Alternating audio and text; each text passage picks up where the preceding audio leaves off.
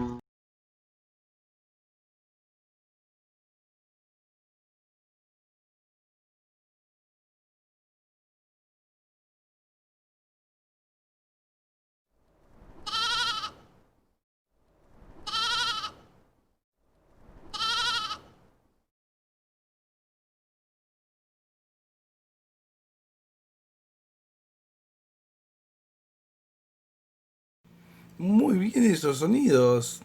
¿Pudieron descubrir todos? Muy bien. Ahora, ¿qué vamos a hacer?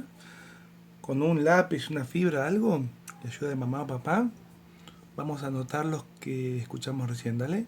Vamos a agarrar una hoja que nos guste. A mí me gustó esta. Y le vamos a poner So ni dos. ¿Ven? Sonidos. Y vamos a hacer, por un lado, los naturales.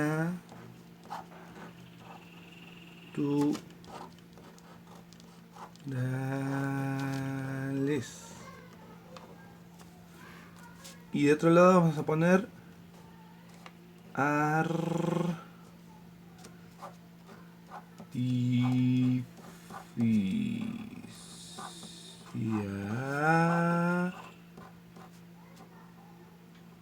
artificiales. Entonces nos quedan sonidos naturales y artificiales. Y acá vamos a separar por el medio una raya.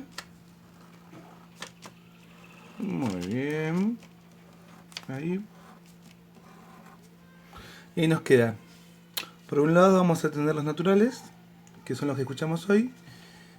Y la próxima vamos a escuchar algunos artificiales. Pero hoy vamos a poner los que escuchamos. ¿Cuál fue el primero que escuchamos?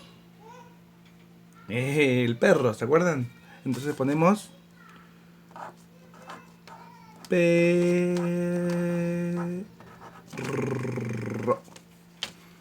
perro. Y si quieren acá, al lado, le podemos pegar un dibujito, hacer un dibujito, o pegarle una fotito, una imagen de algún perrito. Si ustedes tienen perros, pueden poner el suyo.